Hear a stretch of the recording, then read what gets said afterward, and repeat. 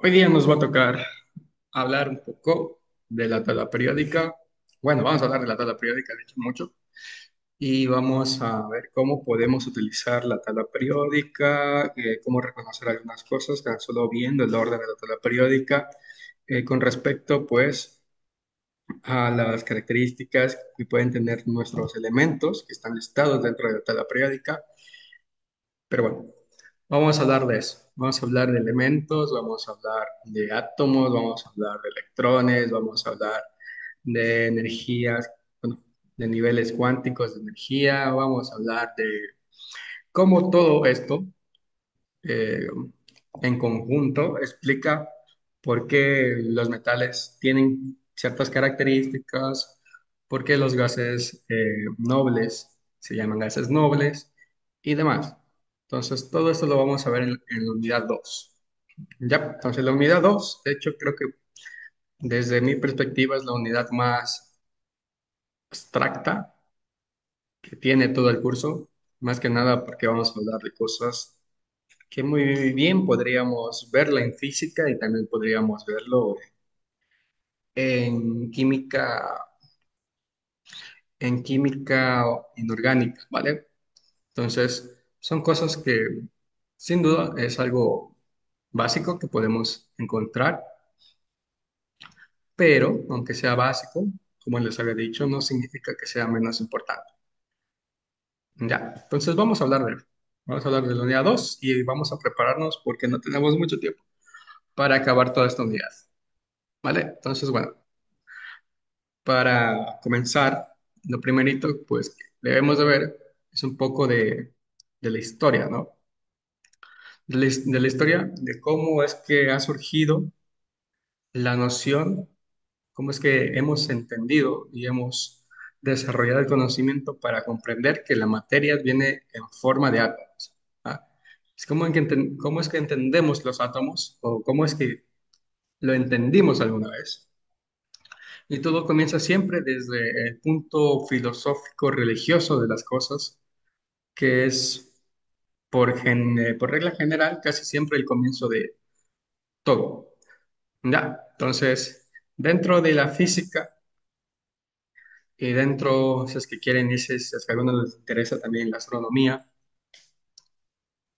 ay, la teoría del todo trata de explicar cómo es que se ha creado pues, lo que entendemos como realidad, qué es lo que entendemos como el universo y más que nada como, bueno, cómo entendemos la materia. Entonces, la teoría del todo, pues, trata de entender exactamente eso, nuestra realidad. Y nuestra realidad está construida por cimientos. Los cimientos, ¿cuáles son? Pues son los átomos.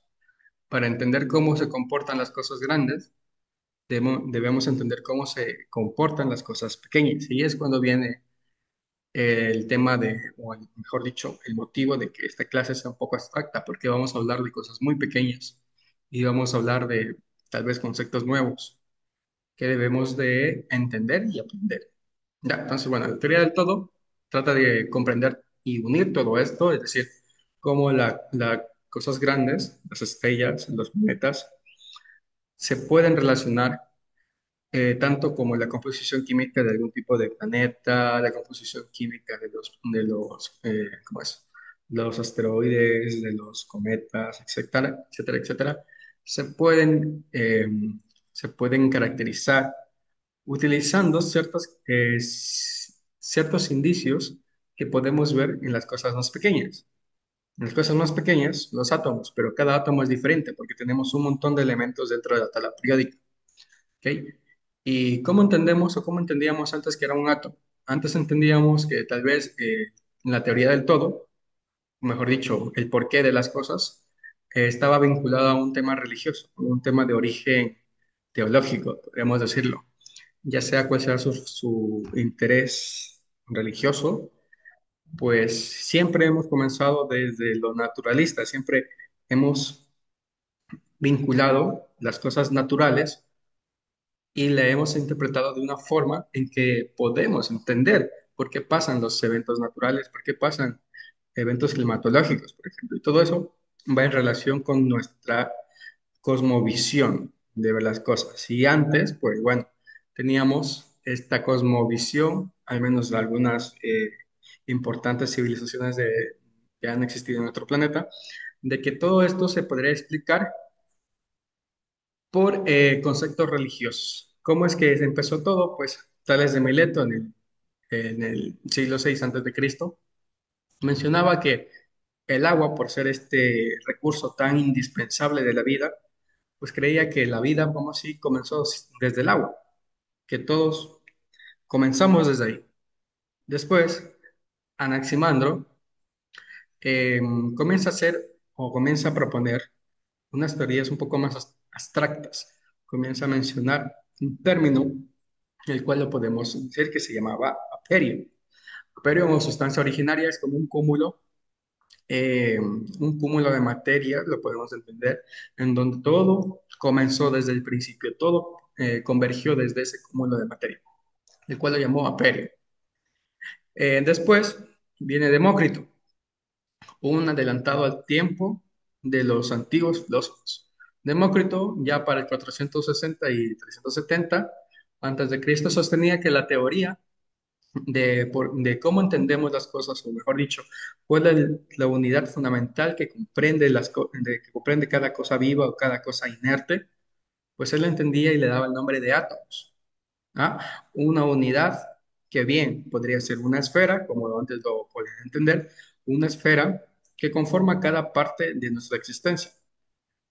¿Listo? Entonces, la teoría del átomo nació, de hecho, desde hace milenios con Demócrito.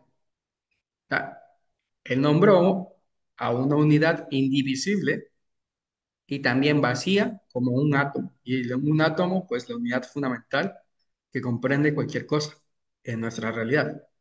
Después de él, pues llegaron otros eh, filósofos como Aristóteles, que no tuvo mucho la idea de Demócrito, sino que prefirió las ideas de sus de estos antiguos filósofos como Tales de Mileto y Anaximandro, una teoría un poco más teológica y natural.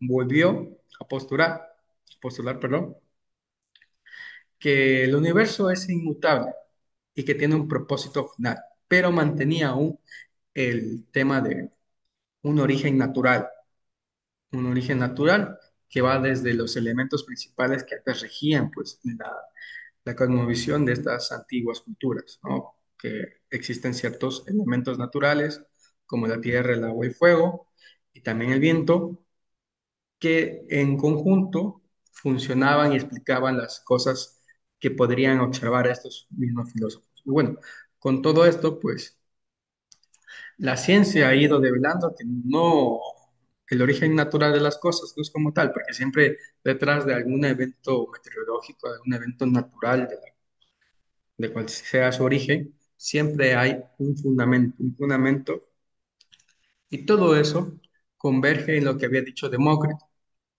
Demócrito sostenía que era un átomo, ¿no? Un átomo para Demócrito era algo indivisible y era algo vacío. Pero después, con más práctica, con experimentación y con mucho más desarrollo del método científico, pues se llegó a la conclusión que los átomos no estaban vacíos y tampoco son indivisibles. Robert Boyle define la palabra de elemento. ¿Ya? Ahí es cuando ya eh, estamos utilizando términos que hoy en día aún perduran. Elemento. Un elemento es una sustancia indivisible, una sustancia fundamental, que es única y característica de sí misma.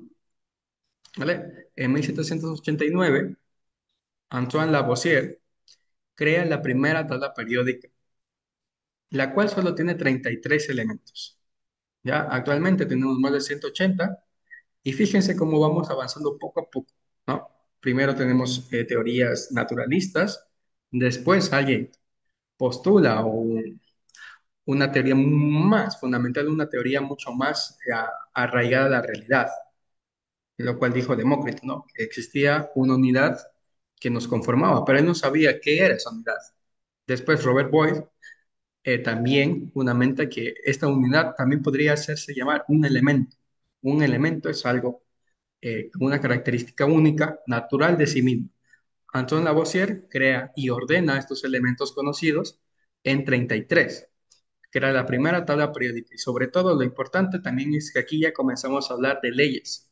Leyes como conservación de la masa, que hasta hoy sigue perdurando la misma ley. Es decir, que si tenemos un evento químico, o mejor dicho, si es que ponemos un ejemplo, tenemos una reacción cualquiera que sea la reacción. La misma cantidad de masa que utiliza nuestra reacción va a ser la misma cantidad de masa que vamos a obtener cuando estos dos componentes o más componentes que formen esta reacción química pase. Es decir, que la masa no se va a perder, la masa se tiene que conservar. John Dalton fundamenta una teoría, y aquí es cuando hacemos un poquito más de zoom y vemos más de cerca los átomos, la teoría atómica. ¿No? ¿Cómo es que está formado un átomo? ¿Qué es lo que lo conforma y cómo se ve? En 1803 ya nos hicimos esa pregunta. Y John Dalton fue el pionero en generar las teorías atómicas que hasta ahora seguimos estudiando. Y también es el pionero en proponer una de las tantas leyes que también tienen relación con la ley de la conservación de la masa, la cual es la ley de las proporciones definidas y múltiples. Es una variación de la misma ley de la conservación de la masa, es decir, que toda cantidad que se utilice para algún evento químico, ¿ok? Cualquier tipo de evento químico, esa misma cantidad de masa se tiene que reflejar en sus productos. ¿Ya? Y aparte, John Dalton también reordena la primera tabla de Dalton-Lavoisier por los pesos atómicos. ¿Ya? Entonces no se olviden. Pesos atómicos, teoría del átomo, primera tabla periódica y quién fue el primero en proponer la definición de un átomo. Fue Demócrito. Ya para 1869, Dmitri Mendeleev publica la primera tabla periódica moderna que tenemos. Desde allí solo hemos seguido ordenando y añadiendo más elementos que hemos descubierto. Además, reordena esos mismos elementos nuevos por su masa atómica. Joseph John Thomson demuestra algo que ahorita vamos a verlo después de esto, que el átomo como unidad tiene varias subunidades, ¿no? Tiene varios componentes. Y uno de esos componentes, él calculó que tiene una carga eléctrica, pero negativa. ¿Ah? Esa carga eléctrica negativa es lo que después vamos a conocer y vamos a entender que es un electrón. En 1911, Ernest Rutherford ya descubre no tan solo cargas negativas o pesos atómicos ni los calcula, ya descubre algo también muy importante y medular, que es el núcleo atómico.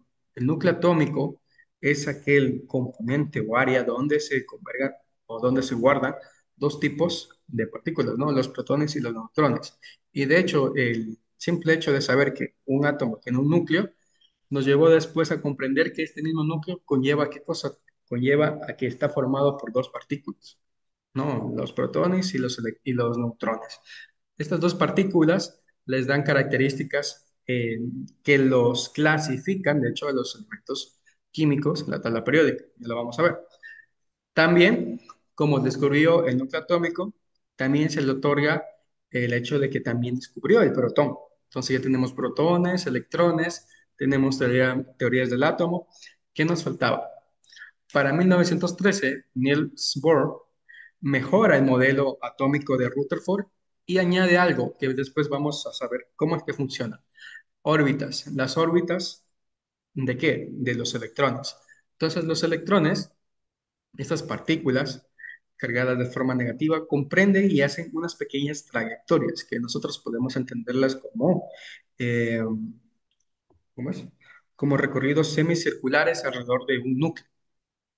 ¿Listo? Estas órbitas cuantizadas, que se dicen cuantizadas, eh, conllevan un cierto nivel de energía. Es decir, cada ruta que toma un electrón está predeterminada por una energía cuántica que sostiene a ese electrón dentro de esa ruta.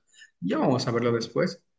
Ahorita solo tienen que llevarse lo importante. Niels Bohr, que hace, mejora el modelo de Rutherford y también eh, pone en juego, o mejor dicho, pone sobre la mesa que los átomos tienen órbitas, ¿ya? Órbitas cuantizadas. Para 1926, toda nuestra teoría atómica salta uf, un montón de peldaños hacia arriba, evoluciona muchísimo. ¿Ok?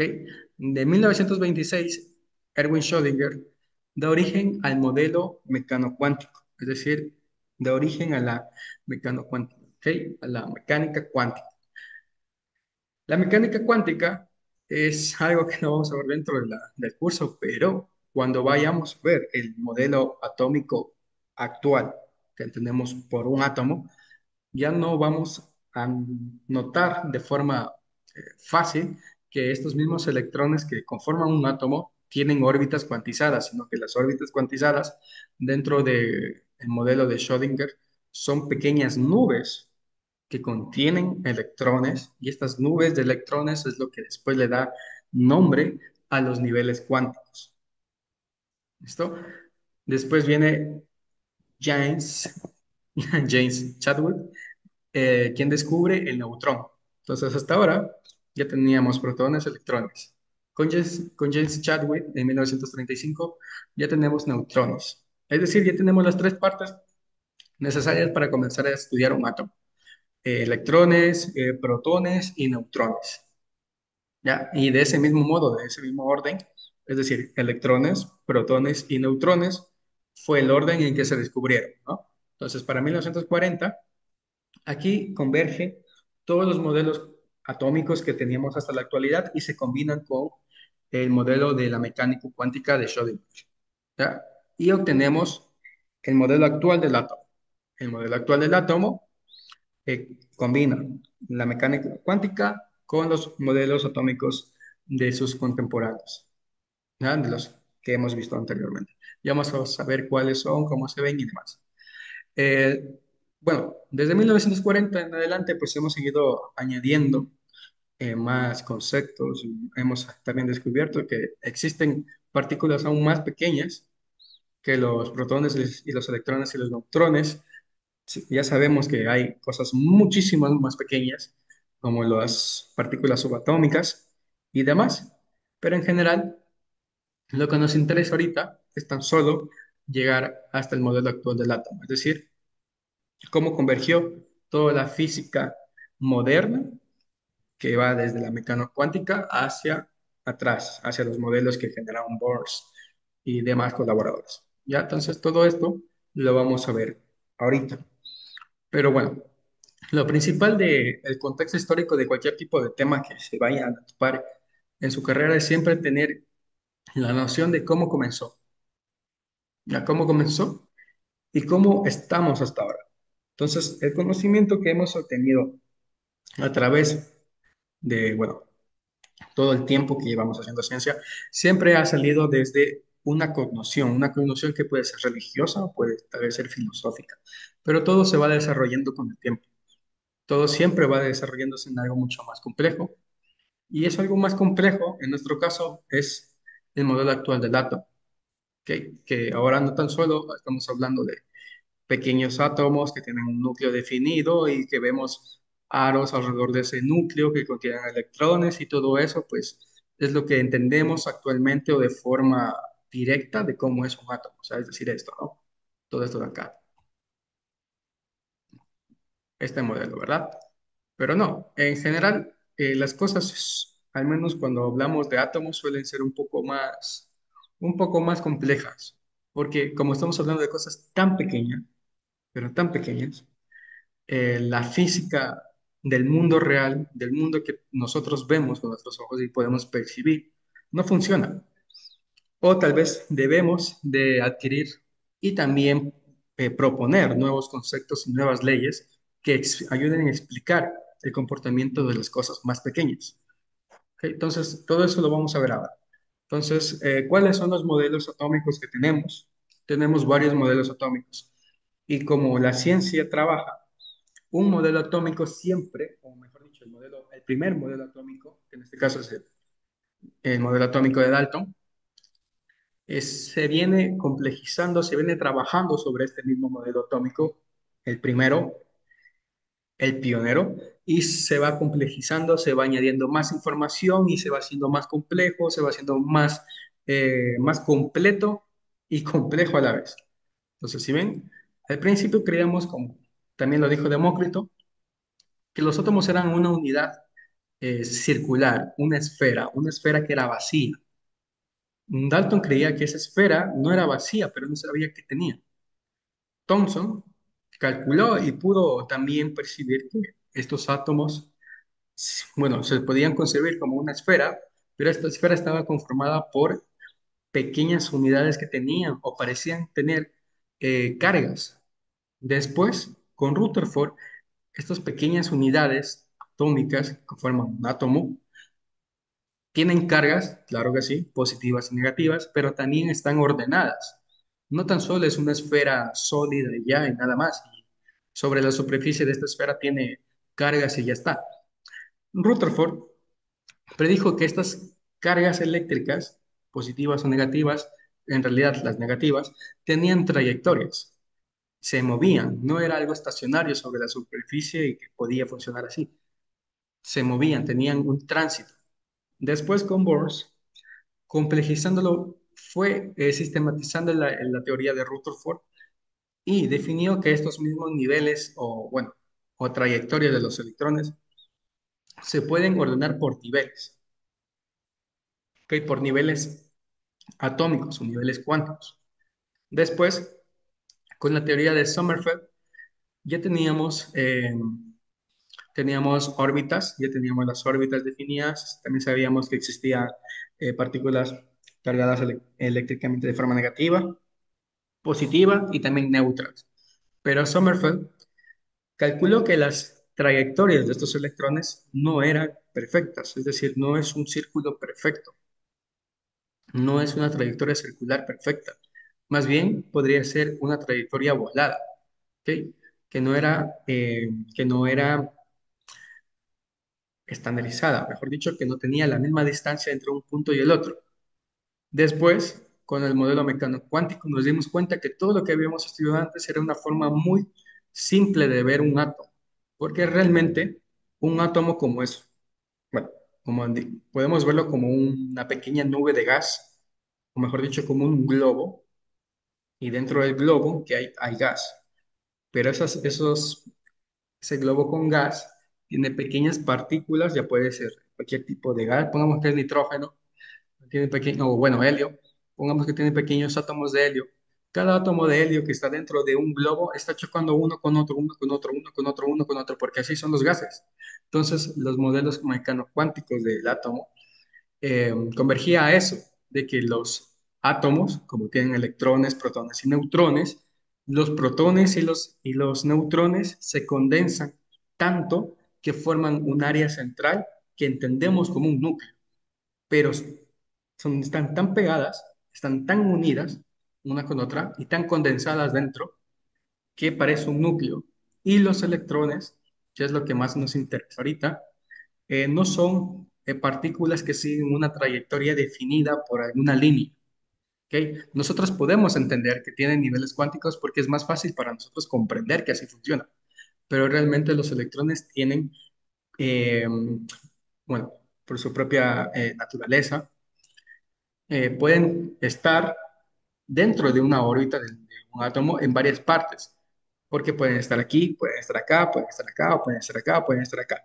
Y todo ese movimiento que parece que es aleatorio, conlleva, o mejor dicho, eh, se puede ver por pequeñas nubes de electrones. Estas pequeñas nubes de electrones, ya les puedo mostrar una herramienta muy buena para eso, es prácticamente espacios dentro de un átomo que es mucho más probable que un electrón esté dentro de ese espacio.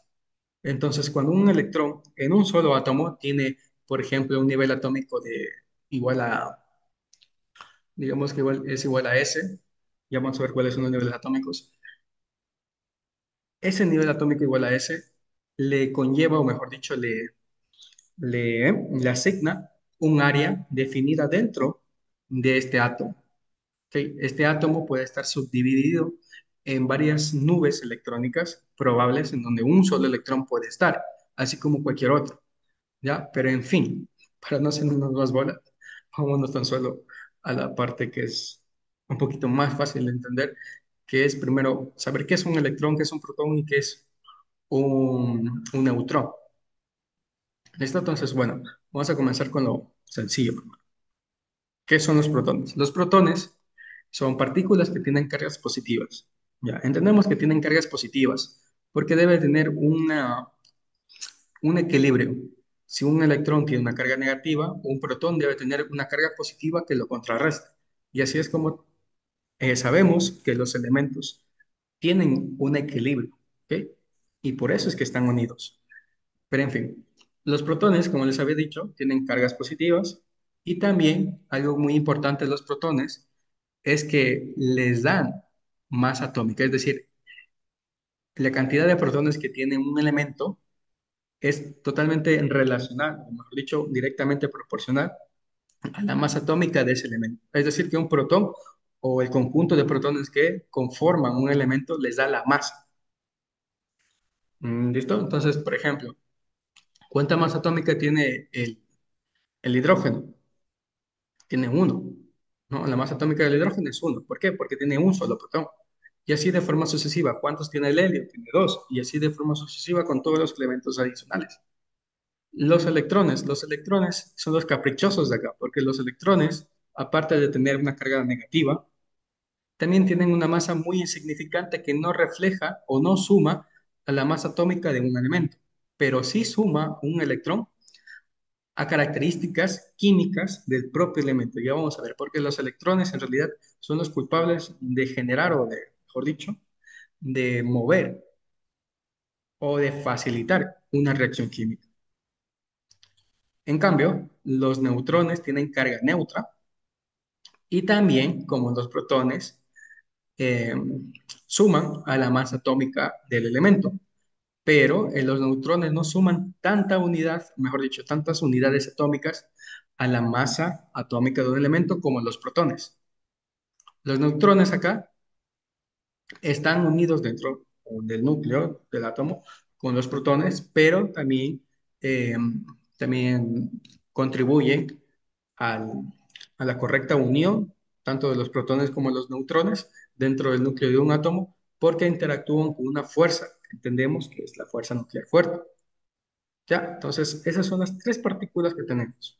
Los protones, que dan masa atómica del elemento, tienen carga positiva y también interactúan con ciertas fuerzas que entendemos como la fuerza nuclear fuerte y la electromagnética, así como los electrones. Los electrones interactúan con la fuerza electromagnética, pero tienen cargas negativas. No contribuyen a la masa del elemento, pero sí contribuyen a las características químicas de un elemento. Un neutrón muy parecido a lo que es un protón, interactúa con la fuerza nuclear fuerte, pero no con la electromagnética, no tiene carga y también contribuye de forma muy pequeñita a la masa atómica del elemento. Ok, ya, entonces, una vez que entendemos esto de acá, podemos saber que si bien tenemos muchos elementos dentro de la periódica, en realidad podemos tener aún muchos más elementos de forma natural y también de forma artificial. Entonces, em, para nombrar un elemento químico, nos valemos de la cantidad de protones que tiene ese elemento. Es decir, que el número atómico de un elemento es directamente proporcional a la cantidad de protones que tiene ese elemento en sí. ¿Listo? Pero no todos los elementos químicos de la tabla periódica que vemos tienen la misma cantidad de protones de forma natural o de forma real. ¿Ya? Es decir, no, perdón, no siempre tienen la misma cantidad de neutrones los elementos químicos de forma natural. Esto puede cambiar. ¿Por qué puede cambiar? Porque se pueden perder uno de uno de los tantos neutrones que tenga un elemento y dar origen a algo nuevo. ¿Algo nuevo como qué? Ahí es cuando vamos a tomar el concepto de lo que de lo que es un isótopo, ¿ok? Un isótopo es una presentación distinta de un elemento de la tabla periódica, es decir, tenemos carbono, ¿no? El carbono tiene, si no estoy mal, 12, si no estoy mal. ¿Alguien me puede confirmar? Sí, tiene 12. Entonces el carbono tiene 12, ¿no? Tiene de peso atómico 12. Pero puede haber en la naturaleza o de forma artificial, también alguien lo puede crear, carbonos que tengan una cantidad distinta de neutrones. Y estos neutrones, como también aportan a la masa del carbono, pueden tener un número diferente, ¿ok? Un número diferente de masa atómica. A esos casos tan puntuales los llamamos isótopos. Los isótopos pueden ser presentaciones diferentes de un elemento, pero estas mismas presentaciones diferentes del elemento pueden ser inestables. ¿Ok? Porque si tenemos la misma cantidad de protones y las de neutrones dentro del núcleo, le damos estabilidad a un elemento. Pero ¿qué pasa si es que quitamos o restamos esta cantidad que estaba en equilibrio al principio y ponemos más o menos neutrones? Ahí es cuando generamos isótopos. Los isótopos, algunos pueden ser estables, algunos pueden ser muy inestables y que casi no existen de forma natural, pero ahí están.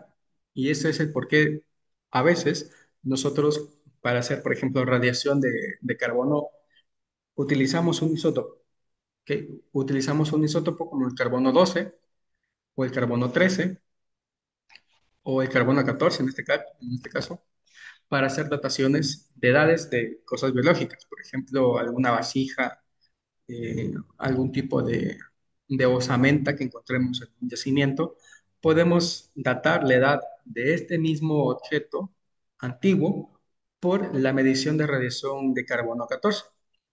¿Por qué? Porque, bueno, si es que nos vamos un poquito más a cómo está conformado un elemento, ¿no? Cómo está conformado cada átomo. Cada átomo tiene una cantidad definida de protones, de neutrones y de electrones, ya, de forma general. Pero con el tiempo las cosas pues van cambiando. Puede ser que una vasija o una osamenta reaccione con algún tipo de elemento dentro del, del medio natural en el que se encuentre, y estas reacciones que son a través de los años son antiquísimas, es decir, que no es algo que vaya ocurriendo de forma espontánea o de forma rápida, va cambiando la estructura y también va cambiando la composición de una osamenta o de algún tipo de elemento del cual estamos haciendo esta datación de carbono. Entonces, ese cambio, esas reacciones que van ocurriendo de forma o bien espontánea o de forma sucesiva con el tiempo, cambian, cambian el elemento en sí en el cual está experimentando estas reacciones químicas.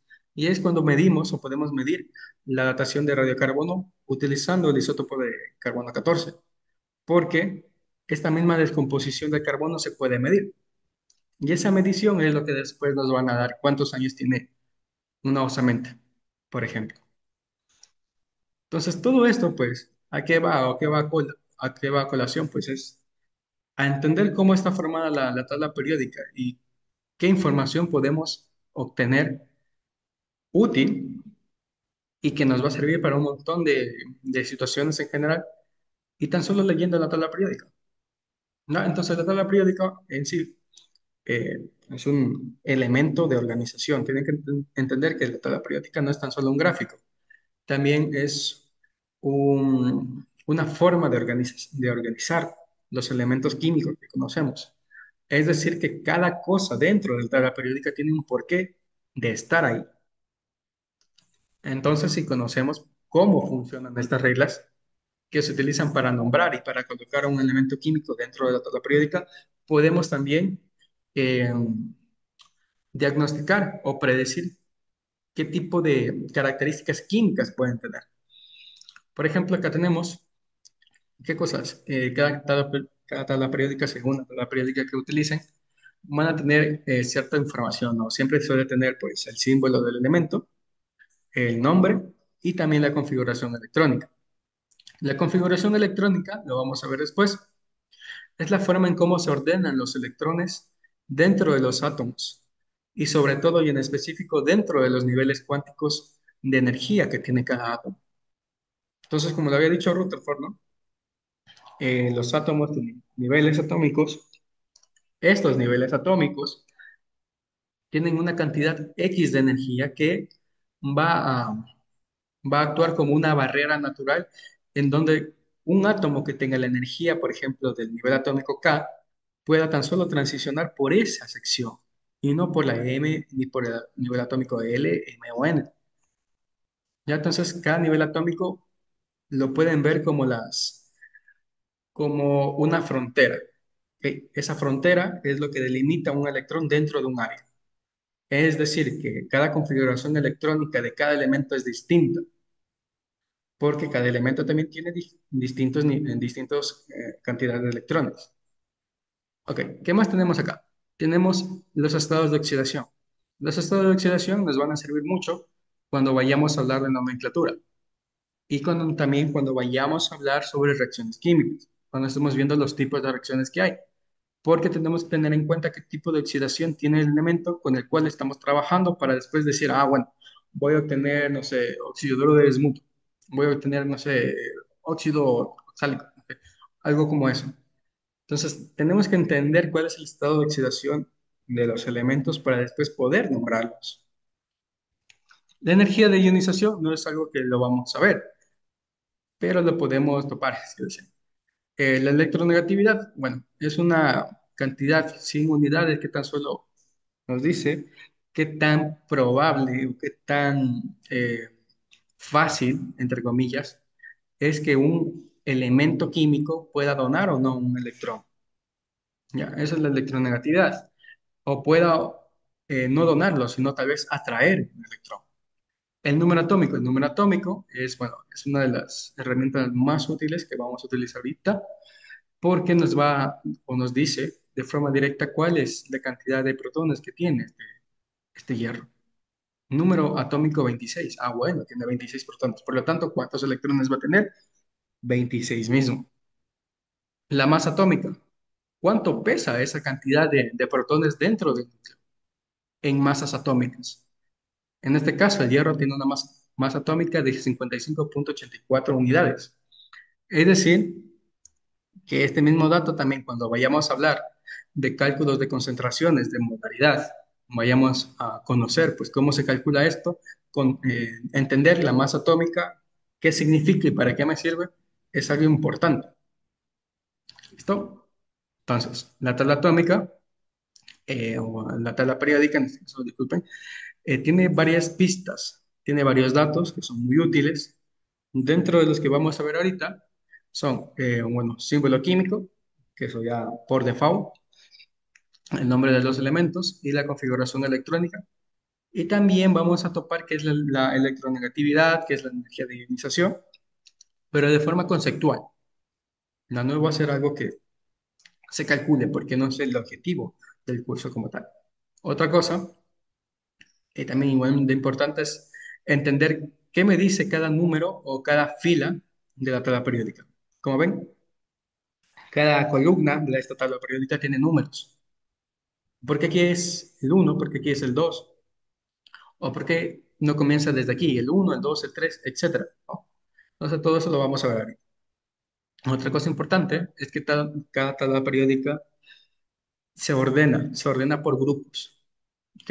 Dentro de estos grupos, los más abiertos, los más generales, son los grupos con los elementos no metaloides, los elementos metálicos y los elementos metaloides.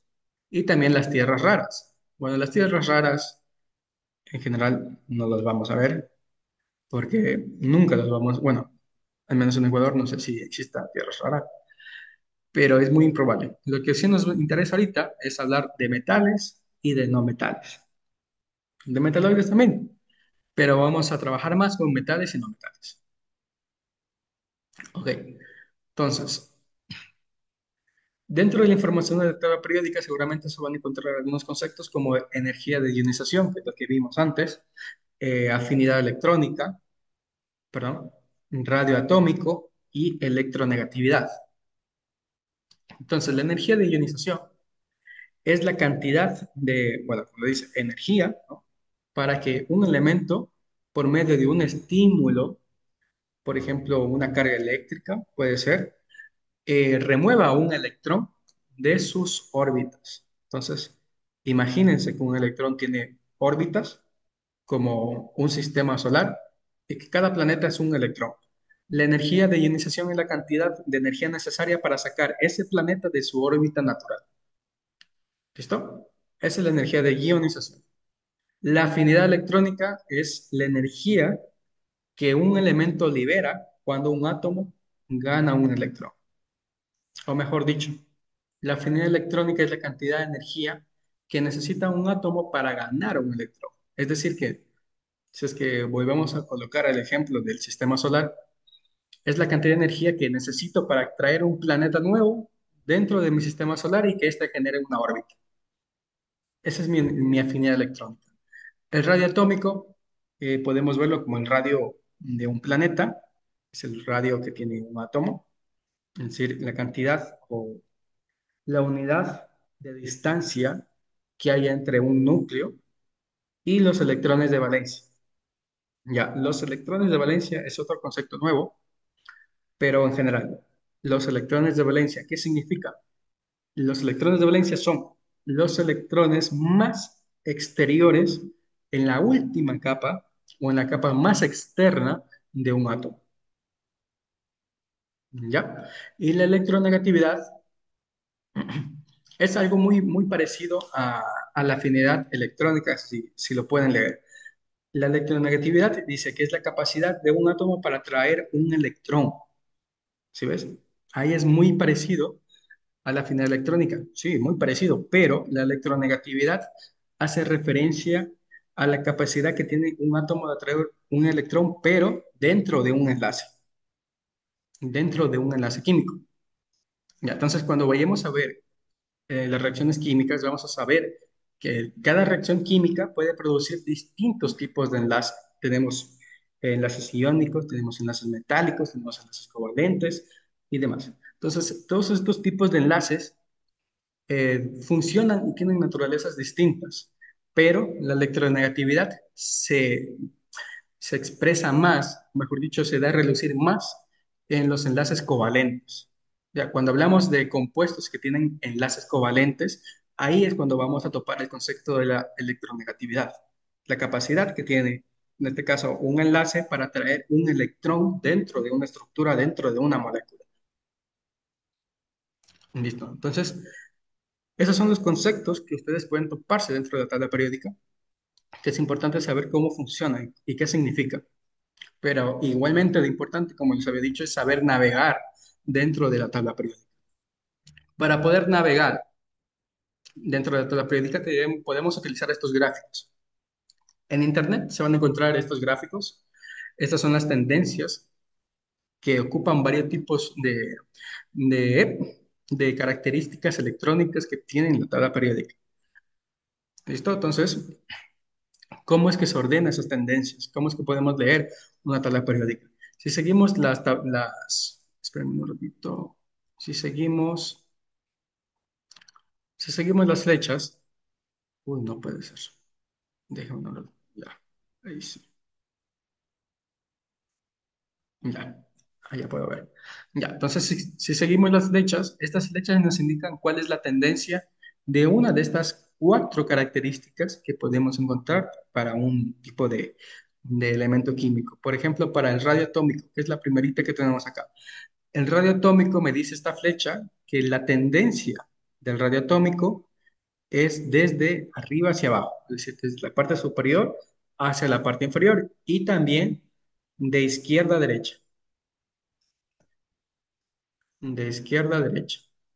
¿Pero qué me significa esto de arriba hacia abajo y de izquierda a derecha? Es decir, que el radio atómico va a aumentar, va a ser más grande si es que vemos o si es que tomamos los elementos que están justamente en el tope o en la base de la tabla periódica y también si es que están justamente en la zona inferior izquierda de la tabla periódica. Es decir, que todos estos elementos de aquí que están en esta sección van a tener mayor radio atómico que los elementos que están fuera de esta sección. ¿Ya? Entonces, ¿tiene sentido? Claro que sí. Miren, aquí hay el hidrógeno, ¿no? El hidrógeno es el elemento más simple, más sencillo que tenemos aquí. Y por lo tanto, va a tener un radio atómico muy pequeño, porque solo tiene un electrón, un protón y un neutrón. Su radio atómico es muy chiquito. Pero, ¿qué pasa si es que nos vamos a elementos que están justamente acá, al borde de la tabla periódica? Por ejemplo, a ver, uy, ¿cuáles tenemos acá? El radio. El radio, o el cesio, o el francio, pueden tener átomos enormes, porque tienen unos números atómicos de 87, 88, 55, pueden tener una cantidad enorme de protones, neutrones y también de electrones. Por lo tanto, el radio de de este, de estos elementos va a ser mucho más grande. Y así también lo podemos ver para la energía de ionización. La energía de ionización me dice que tiene tendencias, o que sigue una tendencia de izquierda a derecha y de abajo hacia arriba. Es decir, que la energía de ionización va a aumentar para elementos que estén justamente en la parte superior derecha de la tabla periódica y no para los elementos que están fuera de ese rango. Ahora, ¿qué pasa con la afinidad electrónica? La afinidad electrónica, fíjense que tienen la misma tendencia, ¿no? Tienen la tendencia de, uy, ¿qué pasa acá? La tendencia de izquierda a derecha y también de abajo hacia arriba. Es decir, que la energía de ionización y la afinidad electrónica de un elemento va a aumentar si es que está justamente en la parte derecha superior de la tabla periódica. Y asimismo, la característica de no metales y metales también tiene una tendencia, es decir, que mientras vayamos más en diagonal de izquierda a derecha de la tabla periódica, los elementos que estén justamente en esa diagonal al lado derecho van a tener una naturaleza de no metales. Y si es que pasamos de derecha a izquierda, es decir, en la parte inferior izquierda de toda la tabla periódica, vamos a tener metales que tengan una naturaleza metálica muy fuerte. Es decir, van a ser metales muy, con unas características muy fuertes de metales. Entonces, todo esto lo podemos leer con estas herramientas que podemos encontrar en Google. Podemos encontrarlo fácilmente en varios navegadores, son de las tablas más o de los gráficos más usados. Este es un ejemplo y ustedes pueden también buscarlo para que lo puedan estudiar, para que lo puedan tener ahí en la mano y así también lo puedan reflexionar, bueno, puedan saber por qué un elemento no metálico, por ejemplo, no tiene lustre o no tiene brillo como un elemento metálico. Y mientras más características del metal tenga, ese mismo elemento va a tener mucho mejor brillo o mejor conductividad eléctrica o mejor conductividad térmica, etcétera. Hasta acá estamos todos en el mismo hilo, ¿estamos bien? Por mi parte, sí. Sí. Sí. Una pregunta. La electronegatividad solo va de izquierda a derecha, no va ni de arriba ni de abajo. La electronegatividad más de izquierda a derecha. Acuérdense que la electronegatividad, como es una característica que vamos a encontrar solo en los enlaces covalentes, es decir, que solo hay que preocuparnos cuando hablemos de enlaces covalentes, pero sí, todos los elementos, por ejemplo, que estén al lado derecho, en general, todo el lado derecho, van a tener una tendencia muy electronegativa, si es que están formando enlaces covalentes. Y para ver qué tipo de enlaces, déjeme ver dónde está. Para ver qué tipos de elementos están acá. La electronegatividad me dice que crece de esta forma, ¿no? De izquierda a derecha. Es decir, que todos estos de aquí van a tener una característica electronegativa muy fuerte. Y sobre todo estos de acá. Si se dan cuenta, aquí están todos los no metales. Entonces, todos los no metales, cuando estén dentro de un enlace covalente, van a ser muy electronegativos. ¿Y qué significaba que un elemento sea muy electronegativo? es que atrae más electrones, muchísimos más electrones. Por ejemplo, el cloro. El cloro es full electronegativo. Cuando ustedes vean un enlace covalente que tenga un cloro, ese átomo de cloro va a estar atrayendo como un imán electrones. Electrones de otros enlaces. Por ejemplo, un enlace de cloro-oxígeno va a ser muy electronegativo porque también está el oxígeno acá.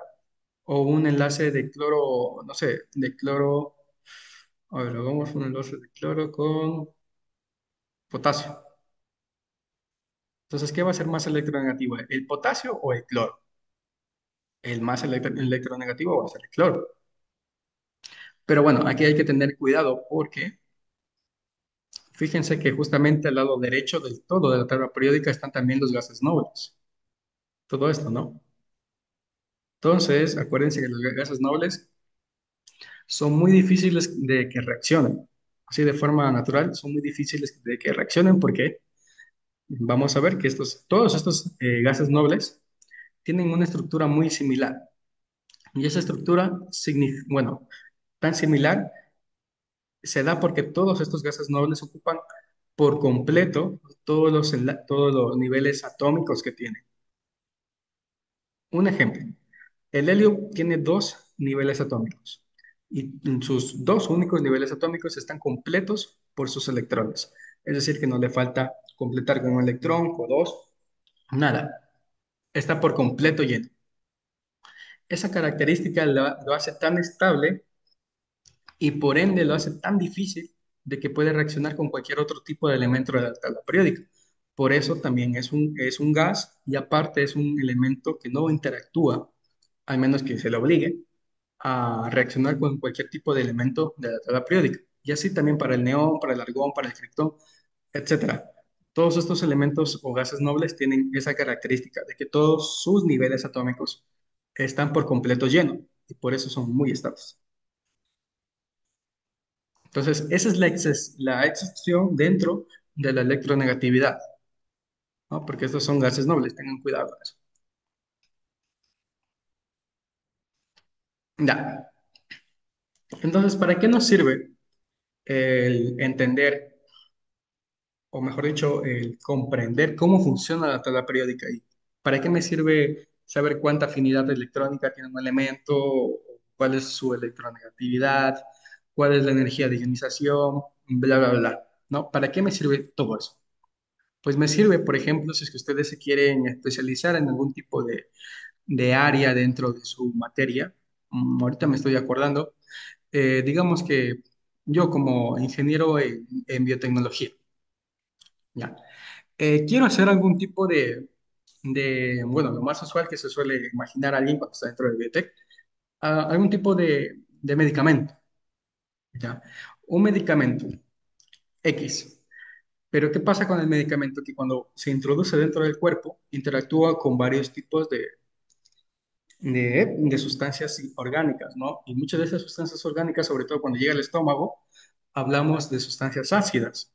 Entonces, si yo voy a tener un elemento que me va a causar, por ejemplo, indigestión, me va a causar algún tipo de problema estomacal, todo eso lo puedo solucionar si es que yo ya sé cuál es la formulación de mi medicamento. ¿Ah? Y todo eso lo podemos comprender si es que también entendemos cómo funcionan las tendencias de cada elemento. ¿Ya? Ahora vámonos al ejemplo que tenemos acá, que es de una batería. Ahora, bueno, digamos que yo no quiero hacer medicamentos, sino que quiero hacer una batería. O mejor dicho, quiero hacer algún tipo de mecanismo que me genere energía o que me recete y me guarde energía de forma más eficiente. Entonces, ¿qué es lo primerito que debo de entender? La energía, ¿en qué se puede almacenar? La energía eléctrica, ¿qué es? Es tan solo, es un movimiento de electrones, ¿no? Es una cantidad de electrones que va de un punto a otro y así se genera una corriente eléctrica. Ya. Entonces, ¿qué es lo primerito que debo de pensar ahí? ¿Qué es lo que me va a receptar o almacenar esa energía, ¿no? Entonces, ¿ustedes creen que sería más conveniente un elemento al cual le sea más difícil eh, donar un electrón? Ese sería el elemento idóneo para hacer una batería eléctrica. O escojo un elemento al cual se le haga mucho más fácil donar y recibir electrones.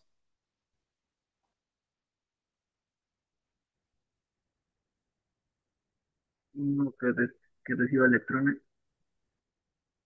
Claro, ¿no? Pueda Porque, donar y recibir. claro, ¿no? Porque esa es la función de una batería, que pueda almacenar una cantidad de carga eléctrica y que cuando uno quiera también la pueda devolver. Entonces ahí es cuando tenemos que comprender por qué las baterías que tenemos en casi todo, yo ahorita mismo estoy usando una laptop y mi laptop tiene una batería de litio y así seguramente también sus computadoras o sus teléfonos. Entonces el litio, veamos, el litio está en qué parte. Está acá, está justamente debajo del hidrógeno. Es decir, que tiene un número atómico de 3, por lo tanto va a tener 3 electrones y va a tener 3 protones y 3 neutrones, ¿verdad? Entonces, ¿qué me dice la tendencia de la tabla periódica? Me dice que todos los elementos que estén justamente al principio y que estén al final van a tener un radioatómico más pequeñito, ¿no? ¿Y qué pasa con la energía de ionización? La energía de ionización, ¿cuál era? La energía necesaria para remover un electrón. Es decir, que mientras más energía tenga, o bueno, más energía se necesite para que un electrón salga de un átomo, va a ser más difícil que ese átomo done ese electrón. Por lo tanto, todos los elementos que estén justamente, como lo dice la tendencia, desde la izquierda hacia la derecha, todos los elementos de la derecha van a tener una energía de ionización más alta. Por lo tanto, va a ser más difícil de que puedan donar o, mejor dicho, remover un electrón de sus órbitas, ¿no?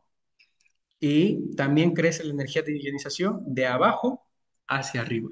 Es decir, que todos los elementos que estén justamente aquí, aquí, van a tener energía de ionización más baja que todos los elementos que estén en la parte derecha superior. Por lo tanto, el litio que está acá va a ser un buen donador o receptor de electrones. ¿Listo? Y es por eso que estos elementos como el litio se pueden utilizar para las baterías. Pero bueno, todo elemento que pueda donar o recibir un electrón también tiene que tener una contraparte. ¿A dónde lo va a donar? ¿O a dónde va a mandar todos esos electrones que produce? Tiene que haber una parte que también los pueda recibir. Esa contraparte es el óxido de cobalto. Perdón, aquí la falta ortográfica. Es el óxido de cobalto que lo podemos ver como CO al cubo más 3 porque es un metal, cobalto con oxidación más 3 que puede oxidarse para formar cobalto más 2. Es decir, puede receptar una carga eléctrica, o mejor dicho, puede aceptar un electrón. ¿Ya? Entonces, ¿qué pasa acá? Lo que pasa es que el cobalto en sí, fíjense dónde está el cobalto, a ver dónde está el cobalto, el cobalto. A ver, el cobalto, ¿dónde está el cobalto? Es el número 9. ¿Dónde está el cobalto? No, no, no. ¿Dónde está? No, el flúor es el número 9. Ah, acá, en la fila 9. El cobalto. Fíjense, el cobalto, según la posición que tiene el cobalto, está justamente como al medio, ¿no? Está por aquí. Entonces tiene como una energía de ionización más elevada que el litio, sí. Tiene una energía de ionización más elevada que el litio, sí. Pero ¿qué pasa? Lo que pasa acá es que el oxígeno que está formando el óxido de cobalto, ¿verdad? También juega un papel importante, porque el oxígeno, fíjense, ¿qué dice acá? Que el oxígeno tiene por la tendencia mayor afinidad electrónica, ¿verdad? Tiene una afinidad electrónica muy alta. Todos los elementos que estén en la parte derecha superior tienen energías o afinidad electrónicas más altas. Entonces, esta afinidad electrónica es la cantidad de energía que se libera cuando un átomo gana un electrón, ¿ya? Y aparte, el oxígeno, como ven, también tiene una electronegatividad muy alta. Es decir, que mientras mi litio y mi óxido de cobalto estén en mi batería, van a estar como interactuando, ¿no? jala y afloja entre los electrones que se recibe uno y se dona al otro y así de forma sucesiva. Recibe, dona, recibe y dona. Y todo eso, pues, podemos entenderlo y explicarlo por las características químicas que reflejan el litio, el cobalto y el oxígeno por las posiciones dentro de la tabla periódica, que ahorita la acabamos de ver. ¿Listo? Entonces, estas cosas es de ensayo y error, en realidad es algo que se debe de ensayar siempre y de ver. Utilizar estos tipos de gráficos son muy útiles porque literalmente te colocan una flechita eh, y después te colocan pues el tipo de tendencia que tiene y de la característica que va a tender a aumentar o a subir y les puede servir como una guía gráfica de qué va a pasar, por ejemplo, si eh, les coloco el francio ya, digamos, el francio. ¿El francio es más electronegativo que el flúor o no? ¿Qué dirían ustedes? Aquí está el francio y acá está el flúor. ¿Cuál va a ser más electronegativo? ¿El francio o el flúor?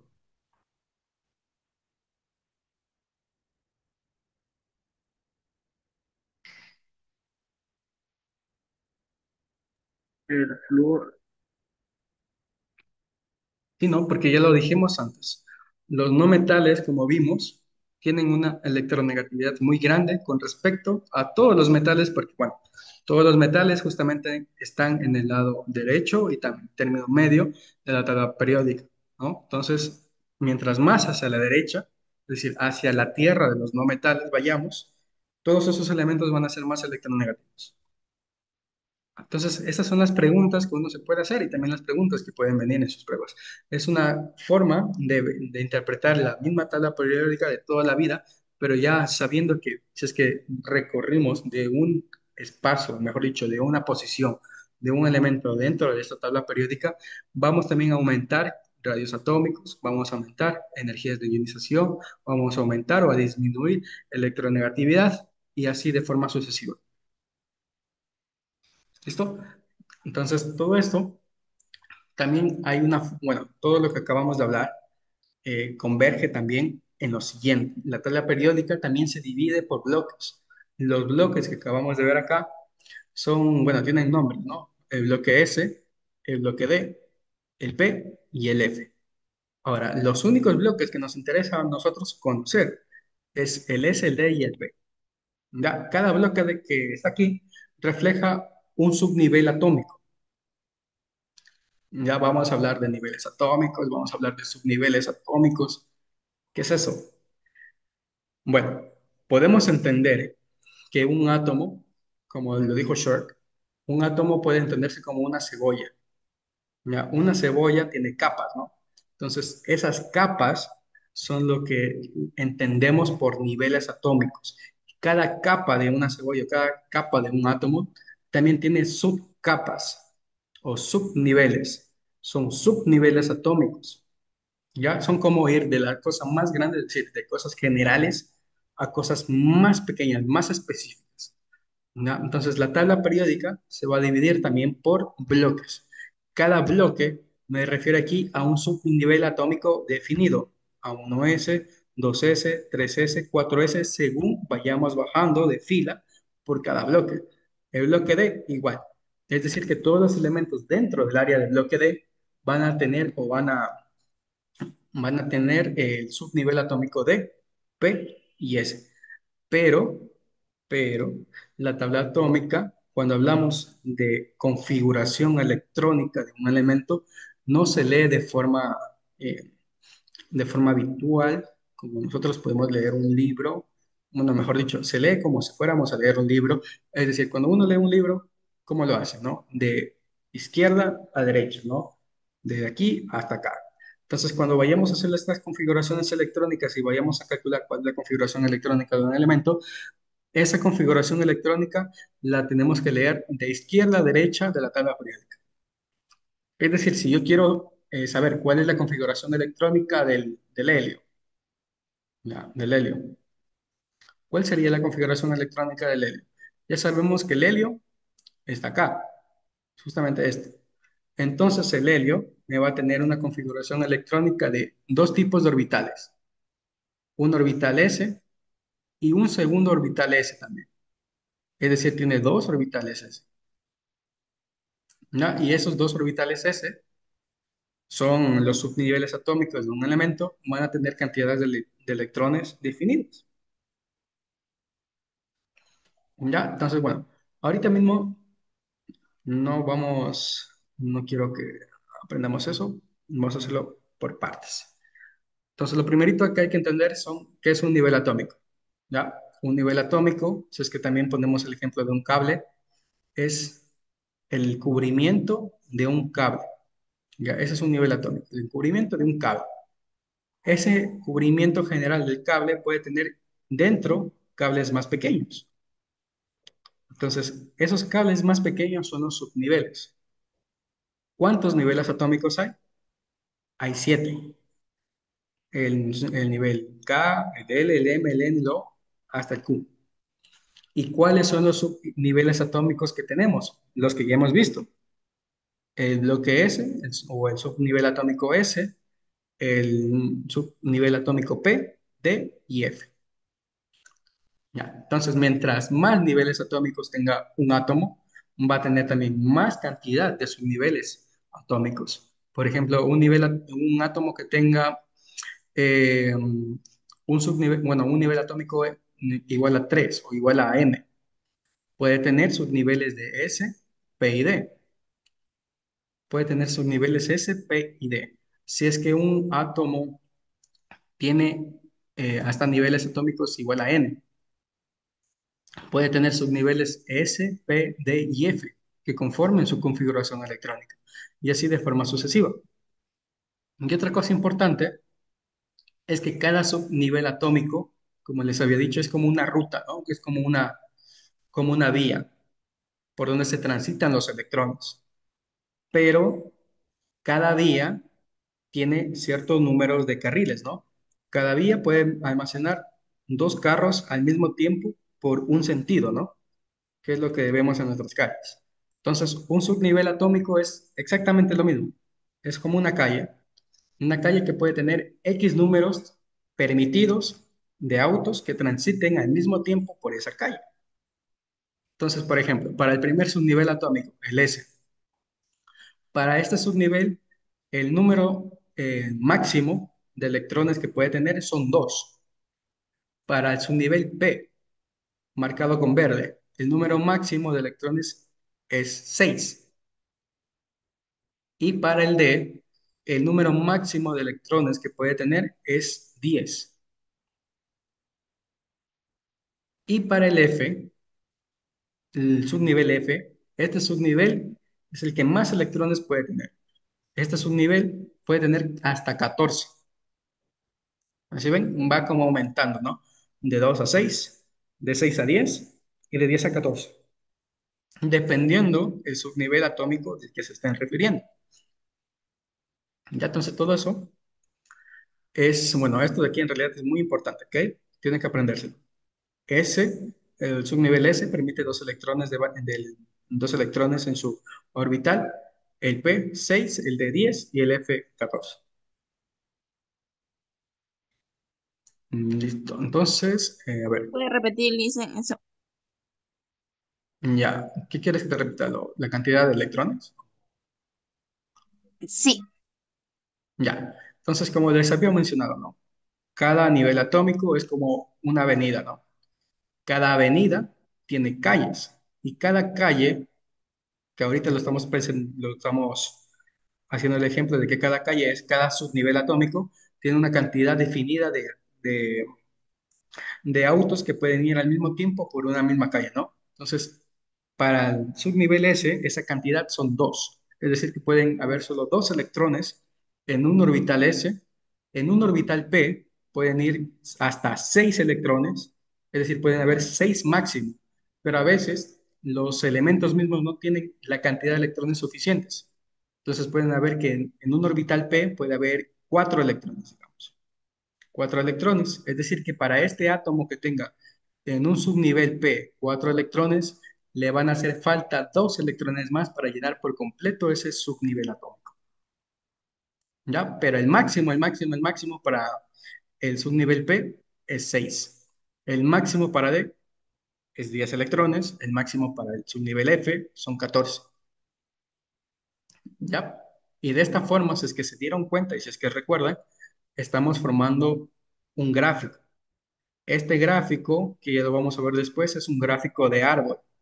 Un gráfico de árbol es literalmente la forma más sencilla en la que se puede estudiar cómo es que se calcula o cómo es que se forma, se dictamina cuáles son la configuración electrónica de un elemento. No, eso se pueden buscar también, cómo leer gráficos de árbol. Así se llaman. Pueden buscar gráficos de árbol, configuración electrónica de elementos y les va a aparecer. Dicen, eso de 1K2L, ¿qué es? 1K2L, ¿dónde está? 1K, a ver, ya. A ver, no sé, a ver, otra vez. Como les había dicho, los niveles atómicos son varios, ¿ya? Son como avenidas. Un átomo, y sobre todo un átomo de bloque F, es decir, un átomo de una tierra rara, tiene varios subniveles atómicos porque tiene una cantidad tan grande de electrones que debe generar niveles atómicos necesarios para tener todos esos electrones dentro de su núcleo. Entonces, estos niveles atómicos es como el mallado general o el mallado que pueden haber dentro de un cable que es revestido. Entonces, estos son los niveles atómicos, ¿no? Son como las capas exteriores, las capas más grandes de un átomo, en donde están dentro de esa capa albergados los subniveles atómicos, que son los subniveles de energía. Entonces, el K, el 1 o el 2L, el 3M, tan solo está enumerando la cantidad de niveles atómicos que conocemos hasta ahora, ¿no? Las K, la M, la N, la O, la P, la Q. Entonces, todos estos son niveles atómicos. El uno, el 2 o el 3 solo es una forma para enumerarlos. No es que signifique que haya un electrón, 3 electrones, 4 electrones, no. Solo es una forma de enumerarlos, ¿no? El primero es el K, el segundo es el L, el tercero es el M, y así de forma sucesiva. Decir, dicen, Ok, listo. Entonces, hasta aquí estamos todos bien. ¿Quieren pasar a configuración electrónica de una vez? ¿O nos damos unos 5 minutos? Un receso, Inge. Ok, mucha información. No sé. Vamos a un receso, ¿ya? Un receso y de ahí volvemos. Unos 5 minutitos para que descanse.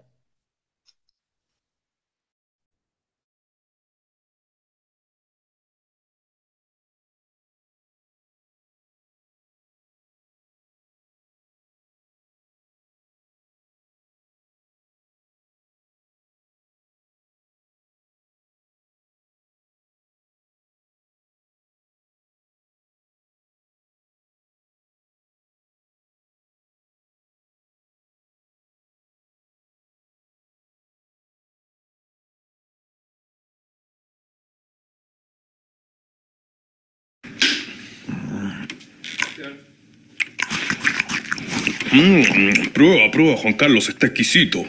Yo jamás comería eso, Tulio. He visto cómo lo hacen. Bueno. Estamos al aire. Y ya está a mi lado Juan Carlos Bodoque con su nota verde.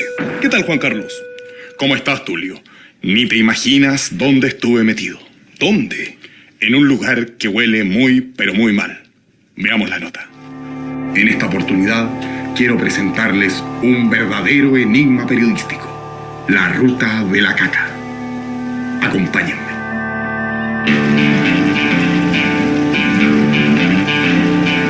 ¿Saben ustedes qué sucede cada vez que tiramos la cadena de nuestro váter? Cada día botamos un montón de desperdicios a las aguas de nuestro váter. Pensamos que tirando la cadena desaparecen para siempre, pero no es así.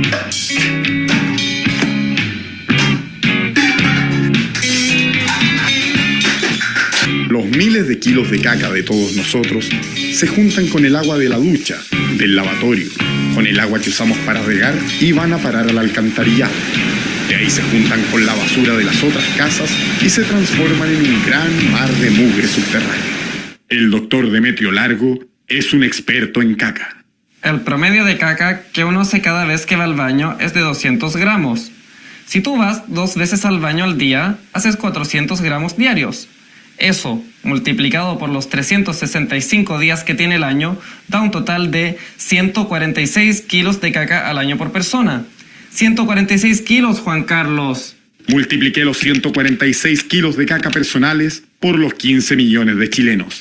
Eso me dio un total de 2.190 millones de kilos de caca producidos por nuestro país al año. El asunto me tenía realmente intrigado, así que salí a investigar. Cada vez que tiras la cadena en el water de tu casa, tu caca termina en un lugar como este.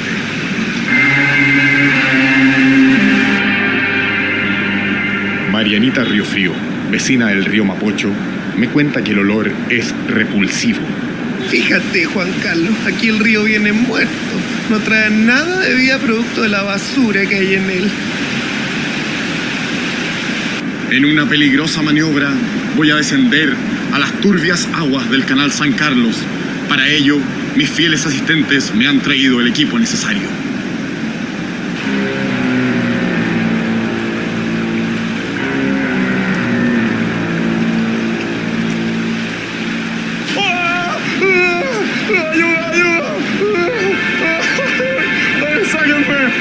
Descubrí que en el agua hay sangre, aceite, grasas, detergente, champú, basura de las industrias, pichí y por supuesto mucha caca. Aquí no hay ni una gota de oxígeno. Con el agua del río Mapocho y del canal San Carlos se riegan los campos. De ahí salen muchas de las frutas y verduras que van a parar a nuestros estómagos. Oiga, don Chumingo, ¿y es verdad que riegan con esta agua las plantas de acá? Bueno, sí, pues es la única agua que hay, pues. Pero uno podría contraer alguna enfermedad. ¿Pero qué enfermedad va a traer? Esas son tonterías inventadas por los santiaguinos. Me refiero al tifus, la hepatitis. No tengo idea qué es esto, de qué me está hablando. ¿Se come? Me trasladé a la planta de tratamiento de aguas servidas de El Trebal, donde algo se está haciendo al respecto. Aquí el olor estaba bastante malo. Voy a preguntar por qué. A mi lado está Gotita, una experta en el tema. Gotita, cuéntame, ¿por qué está malo el olor acá? Porque en esta parte está haciendo ingreso toda el agua cochinita de toda la parte sur de nuestra ciudad. En este lugar el agüita va a salir limpiecita. Gotita me llevó a recorrer la planta. Nunca había visto tanta caca junta. Fue un espectáculo impresionante.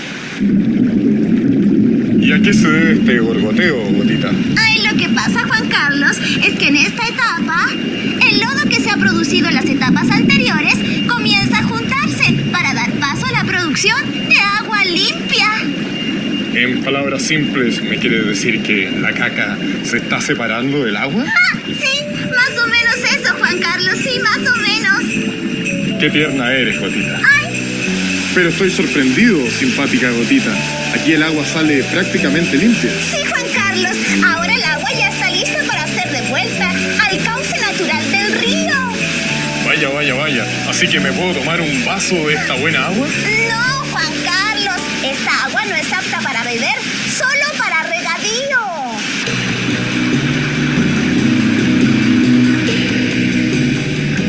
Quizás en el futuro toda nuestra caca vaya a parar a plantas como esta. Pero por ahora debemos ser más responsables con nuestros residuos. Desde la soledad del baño de mi casa, soy Juan Carlos Bodoque. Especial para 31 minutos. Impactante.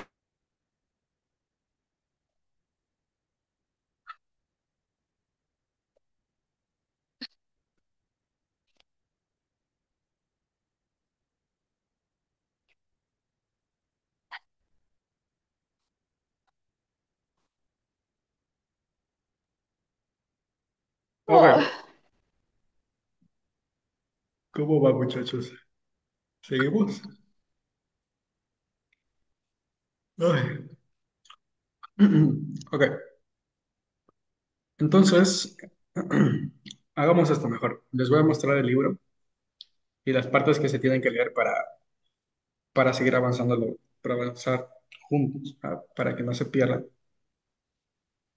Entonces, lo que nos sigue después del tema que se acaba de presentar es, ¿cómo es? Configuración electrónica, ya cómo calcular y cómo escribir la configuración electrónica de los elementos. ¿Ok? Ahora, a ver, un ratito, déjeme ver algo.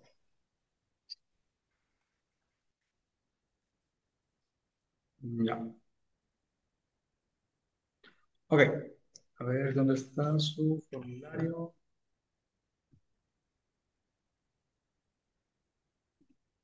Escritorio, clases, libro.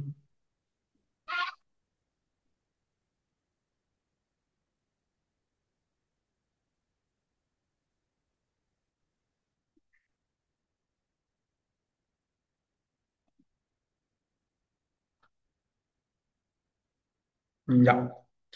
A ver, ¿dónde está?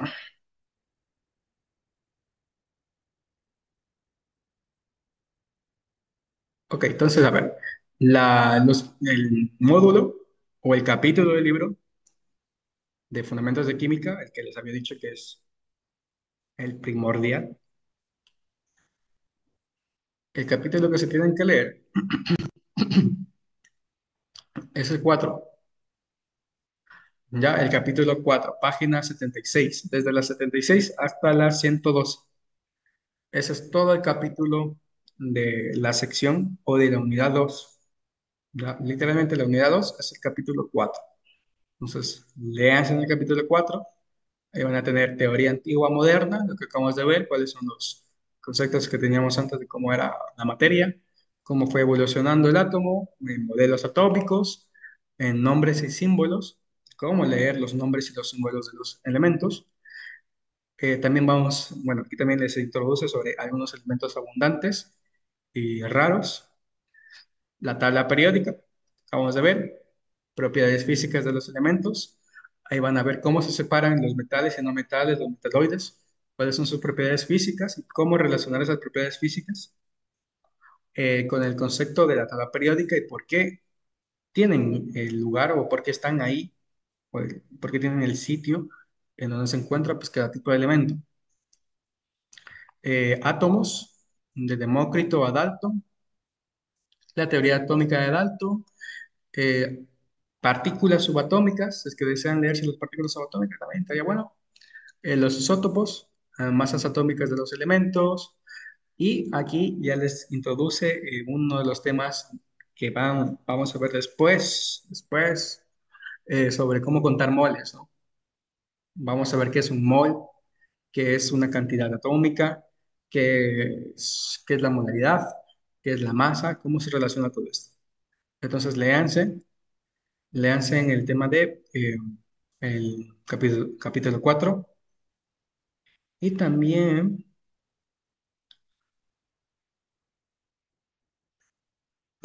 léanse el capítulo 5. ¿Ya? Es el capítulo 4, capítulo 5. Capítulo 4 es tabla periódica. El capítulo 5 ya es un poquito más específico y vamos a hablar tan solo de átomos, de iones y también de electrones, que son los electrones de valencia, cómo están los electrones dentro de los átomos, que es lo que les acabo de mencionar, órbitas en niveles cuánticos y eso, ¿ok? Son niveles de energía y orbitales, son niveles energéticos y la tabla periódica, todo esto de aquí es prácticamente nuestra unidad, ¿ya? Capítulo 4, capítulo 5 es lo que les recomiendo leer para la unidad 2. ¿Muy bien? Entonces tal vez tengan dudas hasta acá.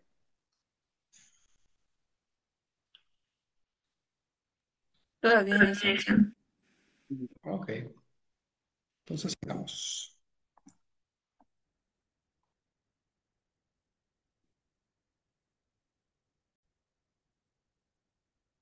Ya, entonces nos habíamos quedado acá. Habíamos hablado de los niveles atómicos, de los subniveles atómicos. Uy, ya. Déjame ver dónde está la periódica. Ya. Entonces, qué nos sigue todo esto? Es poder escribir la configuración electrónica de un elemento sin ver en la tabla periódica. Entonces, para eso es el gráfico de árbol, que mencioné anteriormente, que es literalmente todo esto de acá. Eso es como un diagrama. Ya, es una forma sencilla de verlo, porque tenemos acá que tenemos todos los orbitales. Fíjense que estamos por orbitales, ya estamos hablando de sus niveles de energía, el orbital S, el P, el D y la F, ¿no? Ay, esperen muchachos, un ratito, unos 2 minutos.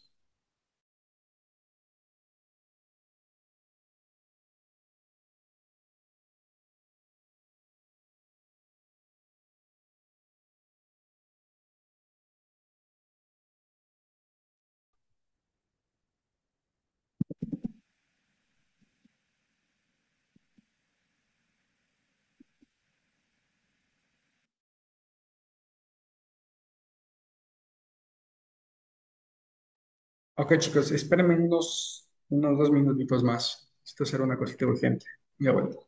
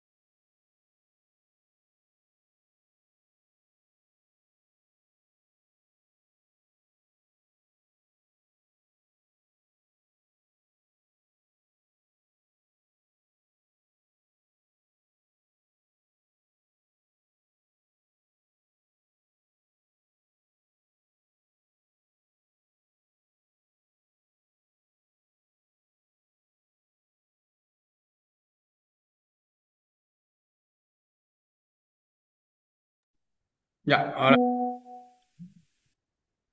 ok. Entonces, a ver, ¿cómo escribimos la configuración electrónica de un elemento? Ayudémonos de este gráfico de árbol para poder hacer eso, ¿ok? Entonces, hagamos un ejemplo. O mejor dicho, primero comencemos de cómo está ordenado, cómo se debe escribir una configuración electrónica. ¿Ya? Entonces, una configuración electrónica tiene varias partes, tiene varias secciones. Es como la notación científica que vimos antes, ¿no? Entonces, para desglosar cuáles son esas partes, podemos decir lo siguiente. Una configuración electrónica tiene un número, una letra y un exponente. El número, que acá está señalado como n, es el número atómico, es decir, el número del nivel atómico, que es el uno, el 2, el 3, el 4, el 5, el 6 o el 7. ¿Ya? La L es el número cuantizado, es decir, es el orbital. El orbital o el nombre del orbital en el cual estamos señalando que hay una cantidad X de electrones. Entonces, esta L de aquí también podemos decir que puede ser la S acá, ¿no? La S es el orbital prácticamente de este nivel atómico. En el nivel atómico 1, orbital S, hay ¿cuántos electrones? Como sabemos que cada orbital S tiene como máximo tan solo dos electrones, pues para este caso va a tener dos electrones. Es decir, que el exponente es el número de electrones que hay en cada orbital o en cada subnivel atómico. ¿Ya? Entonces la n es el número o el número de nivel atómico, es decir, la sección grande, la sección general, ese es el número. Eh, la, la letra, o acá como está señalado, el L, es el orbital, el nombre del orbital. ¿Cuál es? S, P, D o F. Puede ser cualquiera de de las cuatro opciones. Eso es la L, ¿ok? Es el número o el orbital de la configuración electrónica, ¿vale? Entonces, todo orbital debe tener una cierta cantidad de electrones. Y esa cantidad de electrones lo expresamos por el exponente que tiene ese orbital. Entonces, el exponente, como aquí está señalado X, tiene un número definido de electrones. Un número definido porque no debe superar el número máximo de electrones permitidos por orbital. ¿Puede ser menor al número máximo? Sí, puede ser. Pero ¿puede ser superior al número máximo permitido por el orbital? No puede ser. Entonces, pongamos un ejemplo. Digamos que queremos hacer o escribir la configuración electrónica del azufre. Lo primero que debemos saber para ello es conocer cuál es el número atómico del azufre. El número atómico del azufre es 16. Es decir, que tengo 16 electrones. Entonces yo ya sé cuántos electrones tengo. Tengo 16. Vamos a hacer el azufre. A ver, azufre. Ya, ¿cuál es la configuración electrónica del azufre? Me ayudo con este gráfico y digo, bueno, el gráfico me está diciendo que la forma correcta de leerlo es de derecha en diagonal hacia la izquierda. Por lo tanto, debo hacer lo siguiente. Si yo sé que mi azufre tiene un número atómico de 16, es decir, 16 electrones, esos 16 electrones deben de llenar una X cantidad de orbitales para que se acomoden dentro de la configuración electrónica del elemento. Es decir, debo de contar de forma diagonal, ¿sí? Hasta llegar al número 16 de electrones ocupados en cada orbital. ¿Cómo lo hago? Pues fácil. Primero voy señalando los diagonales. Yo creo con estas tres diagonales que es más que suficiente. Y voy contando cuántos electrones tengo al ver ocupado todos estos orbitales de aquí. Al primer orbital, como es un orbital tipo S, que solo aguanta o soporta dos electrones, tengo dos electrones ya ocupados en el primer nivel atómico, en el orbital 1s elevado al cuadrado, y para el segundo orbital, que es un orbital otra vez S, pero en el nivel atómico 2 sería 2s al cuadrado, ya tendría 2 y 2, 4 electrones ocupados. Me faltan 12 más. ¿Cuántos voy acá? Aquí ya voy a ocupar un orbital diferente, orbital P, en el nivel 2. El orbital P, todos los orbitales P aguantan hasta 6 electrones. Es decir que, como tenía aquí 4 más 6 son 10. Es decir que me ocupa por completo todo el orbital 2P. Ahora, voy en diagonal y veo que justamente topo el orbital 3s al cuadrado. Es decir, un orbital tipo S en el tercer nivel atómico. Por lo tanto, como es tipo S, solo me soporta dos electrones más. ¿Cuántos electrones voy hasta ahora? Voy sumando los exponentes. Dos aquí, dos acá y más 6. Serían 6 más 6, serían 12, ¿no? ¿Cuántos electrones tiene el azufre? Son 16. Me hace falta 4 más. Por lo tanto, debo tomar una diagonal más. Debo tomar la diagonal hasta el orbital 3p elevado a 6. Pero ¿será correcto elevarlo a 6? ¿O qué número, qué exponente debería tener este orbital 3p? ¿El 4? Muy bien, el 4, ¿no? porque si ya tenía ocupado dos electrones antes, hasta acá, ¿verdad? ¿Cuánto me hace falta para llegar al 16? Cuatro más. Por lo tanto, mi orbital 3p no está lleno por completo, ¿no? Me haría falta dos electrones más en este orbital para completarlo por completo. Entonces, todos estos orbitales son los que me ocupa mi átomo de azufre, pero el orbital 3p solo ocupa cuatro electrones. ¿Cómo debería escribirlo? Debería ser 1 s al cuadrado, 2 s al cuadrado, 2p a la sexta, no, y 3 s al cuadrado y 3p a la cuarta, ¿no? ¿Cómo lo escribo?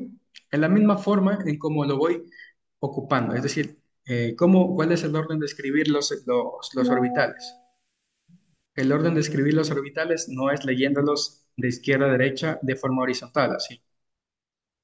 La forma en cómo deben de escribirlos es exactamente de la misma forma en cómo se ocuparon los orbitales, es decir, de diagonal, de derecha hacia izquierda, ¿no?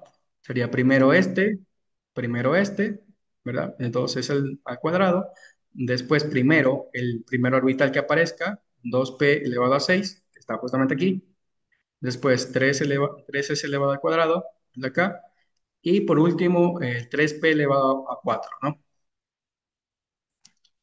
Ahí ya tengo ocupado todos mis orbitales con todos los electrones que posee el, el azufre. ¿Listo? ¿Hasta ahí estamos bien? ¿Se me siguieron? Sí, dicen todo bien. Perfecto. Entonces, como tarea, ustedes van a tener la tarea. Uy, uy, ¿dónde está? Ya, como tarea, van a tener que hacer esto de acá. Tienen que calcular y escribir, bueno, no calcular, solo tienen que escribir los orbitales del sodio, el orbital del azufre otra vez. Bueno, escriben el del azufre, a ver si les sale. El orbital del azufre y del bromo. Ya, esa va a ser su tarea. Escribir orbital del sodio, orbital bueno, la configuración electrónica del sodio, del azufre y del bromo. Ya, Z, solo para aclarar, Z es igual al número de electrones, es decir, que Z es igual al número atómico. El número atómico del sodio es 11, número atómico del azufre es 16, número atómico del bromo 35. Ya, chicos, esa va a ser su tarea. Pero Tarea entonces para... ya nos dio haciendo el azufre usted entonces. Ya tienen solo dos, Dicen que, disculpe, ¿qué era que teníamos que escribirle? Ah, no, no, nada, ya. ¿vale? Ok, entonces, eso es todo, muchachos. Hasta aquí llegamos, ya no nos da más el tiempo. Y el viernes acabamos lo que nos resta de la unidad y seguimos con lo demás, porque no nos va a dar para nada el tiempo, para nada, para nada. Entonces, espero ya acabar la próxima clase rápido con la unidad 2. De ahí repasamos igual lo que ustedes hayan hecho con lo que les acabo de mandar, es decir, sacar la configuración electrónica del bromo y del sodio y seguimos practicando. Y seguimos con la unidad 3 y acabamos. Y se puede poner donde estaba la foto para capturarle. A ver, ya les comparto.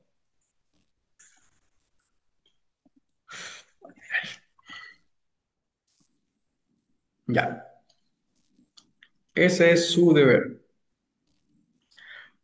Escribir configuración electrónica del sodio, azufre, bromo. En la próxima clase les explico qué significa el N, el AE y demás y por qué es ahí. Ya lo vemos. Pero ese va a ser su deber.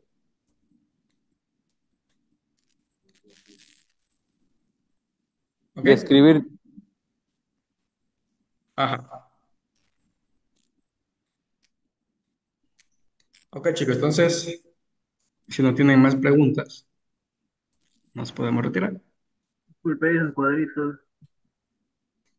Inge, Ah, ¿podría mostrarnos la imagen anterior donde nos está explicando, porfa? La otra. No,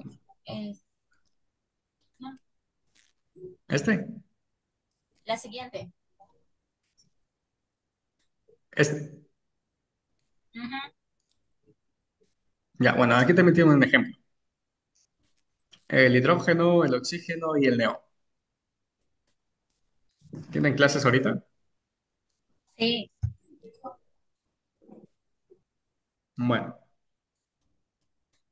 en clases, pues vayan a clases. Ya después les explico por qué está la H al principio y el oxígeno ahí y la NE ahí. Ya les Y, explico.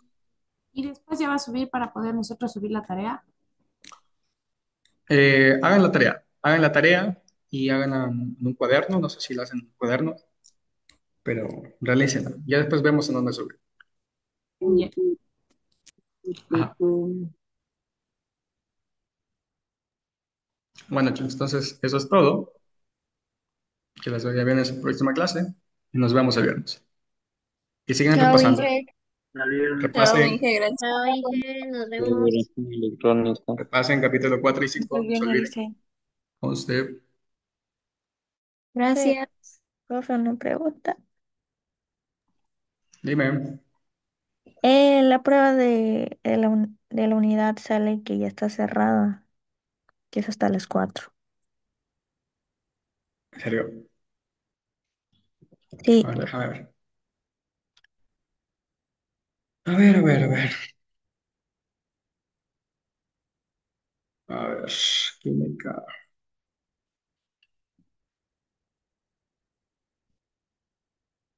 Ay, ya. Gracias. A ver, le voy a dejar hasta las 12. Pero hasta las 12 no me di cuenta. Ya, ya está. Entonces tienen hasta ya, las 2, gracias. de las 12 para hacer. Ok. Gracias, Inge. Hasta luego. Chao, Ya, chicos. Nos vemos. gracias. Nos vemos, nos vemos.